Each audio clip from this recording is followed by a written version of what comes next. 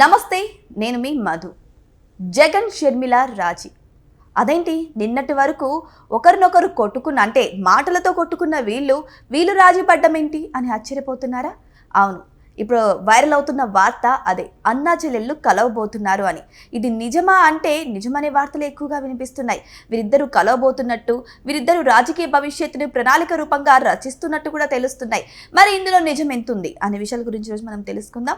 ప్రస్తుతం మనతో పాటు ఉన్నారు senior journalist doctor Durga Vadlamani గారు. వారిని అడిగి మరిన్ని విషయాలను తెలుసుకుందాం.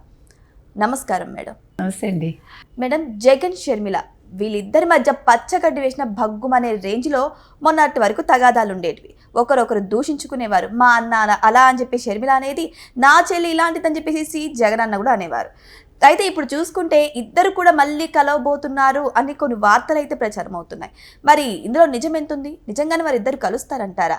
దానికి సంకేతం ఏంటి? మరి ఒకవేళ వాళ్ళు కలిస్తే వీళ్ళిద్దరి మధ్య సజ్జు కుదిర్చినటువంటి వారెవరు? అంటే ఇప్పుడు మీకు మొత్తం రాజకీయ సినారియో ఎలా మారిపోతుంది అనేది ఇవన్నీ కూడా మనం ఊహించినవి. కానీ ఇప్పుడు రాజశేఖర రెడ్డి కూతురు అయితే మారదు అని అనుకున్నాం మనం. అవును. కానీ ఇప్పుడు ఇక్కడ కావాల్సింది ఎవరి కూతురు ఎవరి కొడుకు అని కాకుండా కుటుంబంలో ఎవరి రాజకీయం వాళ్ళు ఆడతారు అనేదానికి ఇదొక తార్కాణం. అంటే నిన్నటి వరకు కొట్టుకున్న, నిన్నటి వరకు మాటల యుద్ధం జరిగిన, నిన్నటి వరకు చెల్లిని క్యారెక్టర్ అసాసినేషన్ చేసిన ఒక అన్నగారిని ఒక చెల్లి క్షమించి మళ్ళీ అన్నతో చేతులు కలుపుతుంది. ఇది మనం ఒక రకంగా ఊహించాం, ఒక రకంగా ఊహించలేదు చెప్పాలంటే. అంటే మామూలుగా అయితే వ్యక్తిగతంగా కలుస్తారని మనం మొదటి నుంచి చెప్తున్నాము. వ్యక్తిగత దూషణ చేశారు కాబట్టి కలవకపోవచ్చు అని అనుకున్నాం. కానీ ఇక్కడ డబ్బు ఇవన్నీ కూడా పక్కకు పెట్టేస్తుంది. అంటే మన ఎవరు ఎంత బాధ పెట్టినా డబ్బు దాన్ని మాఫీ చేస్తుంది అనేది ఇక్కడ మనకు అర్థమవుతుంది. ఆస్తుల గొడవలు సమసిపోయేలా చేసుకుని ఎవరి ఆస్తి వాళ్ళు దక్కించుకోవటానికి, రాజకీయంగా చెల్లెలుని దూరం చేయడానికి, అంటే తనకు ప్రత్యర్థి లేకుండా చేసుకోవటానికి అతను పావులు కదిపితే తన డబ్బు తనకు వచ్చేలా, అంటే తన ఆస్తి షర్మిల ఒప్పుకున్నారు అని తెలుస్తుంది మనకి. అంటే దీనికి ఒక స్నేహితుడు మధ్యవర్తిగా ఉన్నాడు. ఆ స్నేహితుడు ఎవరై ఉండొచ్చు?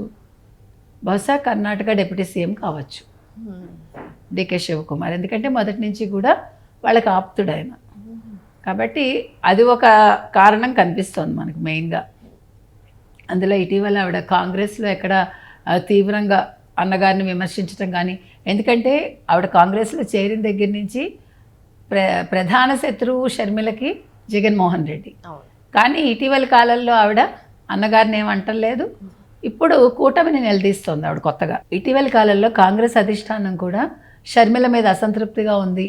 షర్మిల అనుకున్న రీతిలో పార్టీని నడపట్లేదు, అంటే పార్టీలో అందరినీ కలుపుకుంటూ వెళ్ళటం లేదు, పెద్ద నాయకులను ఎవరిని కూడా ఆవిడ సంప్రదించడం లేదు. సో కింద నిన్న క్యాడర్ తోటే ఆవిడ కొద్ది గొప్ప మాట్లాడుతోంది అనే వివాదం కూడా వచ్చింది. సో ఏది ఏమైనా ఈరోజు జగన్మోహన్ రెడ్డి చెల్లెల విషయంలో ఏమనాలి, గెలిచాడని చెప్పాలా మనకు తెలీదు. ఎందుకంటే ఇప్పుడు విజయమ్మ గారు కూడా మన కొడుకును ముద్దు పెట్టుకోవడం ఆ రోజు మనం అప్పుడే కొంచెం డౌట్ పడ్డాం మనం, మళ్ళీ కలిసిపోతున్నారా కుటుంబం అని. కుటుంబం కలవడం గురించి ఎవరికి ఏం బాధ లేదు. వాళ్ళ కుటుంబం వాళ్ళు కలుస్తారు, వాళ్ళు కొట్టుకుంటారు. నేను మొదటి నుంచి అదే మీకు చెప్తున్నా. ఇవాళ వాళ్ళు కొట్టుకున్నారని ఎవడు సంబరాలు చేసుకోక్కర్లేదు, ఇవాళ కలుస్తున్నారని ఎవడు విచారపడక్కర్లేదు. అది కుటుంబం. ఎప్పుడు కూడా blood is thicker than water అంటారు. కాబట్టి కలుస్తారు. కాబట్టి ఇక్కడ కలిసే కారణాలు వేరేగా ఉన్నాయి. ఇంకొకటి ఏమైందంటే మొన్న మమతా బెనర్జీ బర్త్డేకి ఆయన విషెస్ చెప్పాడు జగన్మోహన్ రెడ్డి. సో ఇది మీకు దేనికి దారితీస్తోంది? ఇంది కూటమితోటి జగన్ సన్నిహితంగా వెళ్ళటానికి ప్రయత్నిస్తున్నాడు. అందుకు డికే శివకుమార్ కూడా సహకారం అందిస్తున్నాడు అన్నది మనకు అర్థమవుతున్న విషయం. అందుకనే ఇవాళ షర్మిలతోటి ఆయన చేయి కలపడానికి సిద్ధమయ్యాడు. కూటమి కోసం పక్కన పెట్టండి. ఇక్కడ కూటమి కంటే కూడా హిందీ కూటమిలో కలవడానికి, ఆంధ్రప్రదేశ్ కూటమి గురించి కాదు, ముందు హిందీ కూటమితో కలవడం. ఎందుకంటే బీజేపీ దూరం పెట్టింది కాబట్టి ఈయన ఈ రకంగా కాంగ్రెస్లోకి కలవడం కాకపోయినా కాంగ్రెస్కి దగ్గర అవడానికి ప్రయత్నిస్తున్నాడు అనేది మనకి తేటతెల్లం అవుతుంది.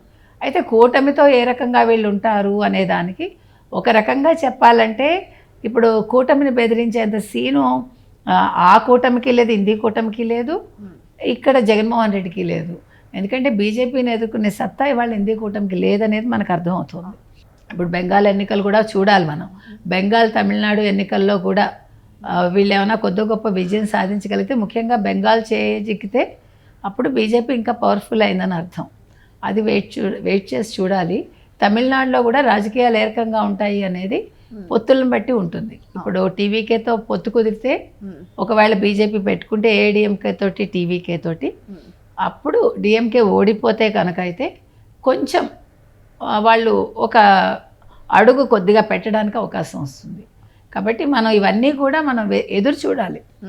బికాజ్ ఇప్పుడు మీకు ఈ తమిళనాడులో తిరుపుర కొండ్రం దీప వ్యవహారం ఏదైతే ఉందో, అందులో నిన్న తమిళనాడులో హైకోర్టు కూడా దానికి అంగీకరించింది. అక్కడ దీపం వెలిగించాలి అని డిఎంకేనే తప్పు పట్టింది. సో ఇప్పుడు డిఎంకే ఏమంటుంది, మేము సుప్రీంకోర్టుకి వెళ్తాం అంటుంది. అంటే ఇక్కడ మైనార్టీలనే వాళ్ళు ముఖ్యంగా టార్గెట్ చేసుకున్నారు. ఇది అహంకారం మీద దెబ్బకొట్టినట్టు అనమాట. అంటే స్టాలిన్కి ఇక్కడ వ్యక్తిగతంగా కూడా తీసుకున్నాడు. అంటే వీళ్ళు ముఖ్యంగా ఇప్పుడు ఓట్లు చీలిపోకుండా, ఇప్పుడు టీవీకే ఏదైతే ఉందో విజయ్ పార్టీ, విజయ్ వచ్చి క్రిస్టియన్.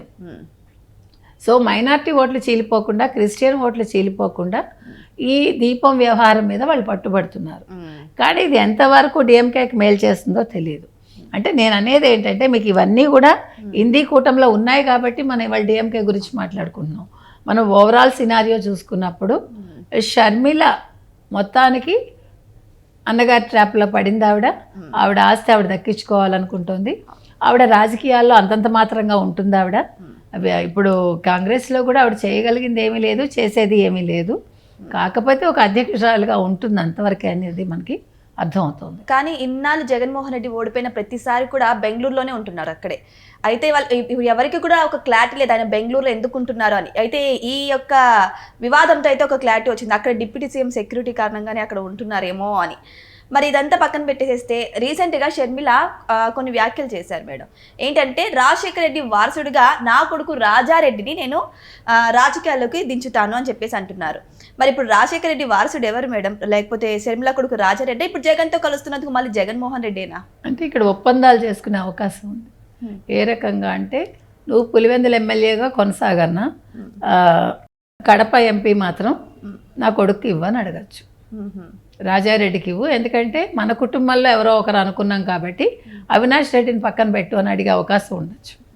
అవినాష్ రెడ్డిని పక్కన పెడితే అవినాష్ రెడ్డి జైలుకి వెళ్ళే అవకాశం. అవును, మీకు అర్థమైందా? అంటే పావులు ఎలాగైనా మారుతాయి.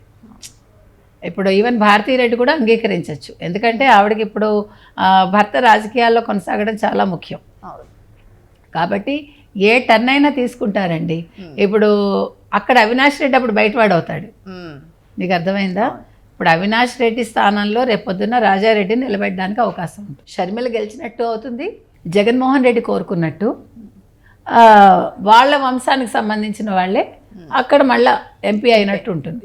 ఇప్పుడు ఏ వివేకానంద రెడ్డిని అయితే హత్య చేయించాడో తన కుటుంబం వాళ్ళు ఉండాలని ఆ కోరిక నెరవేరినట్టు అవుతుంది. కాబట్టి ఇక్కడ ఎవరి పవర్ గేమ్ వాళ్ళు ఆడతారు, రాజకీయంగా ఎవరి ఎత్తుగడలు వాళ్ళవే.